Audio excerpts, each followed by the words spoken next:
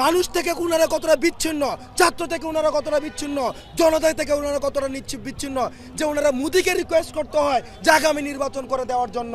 অর্থাৎ এটা থেকে প্রমাণ হয় যে 2009 সালের যে ইলেকশন, 14 সালের যে ইলেকশন, 18 সালের যে ইলেকশন এবং পরবর্তীতে যে 24 সালের যে ইলেকশন, সেই ইলেকশনগুলো যে প্রশ্নবিদ্ধ ছিল এবং মোদির উপরে যে দেশটাকে টেন্ডার দিয়ে, মোদি হচ্ছে একটি আদর্শ, এই আদর্শের উপরে যে দেশটা টেন্ডার দিয়ে এতদিন পর্যন্ত চালিয়েছে সেটি তখন প্রমাণিত হয়।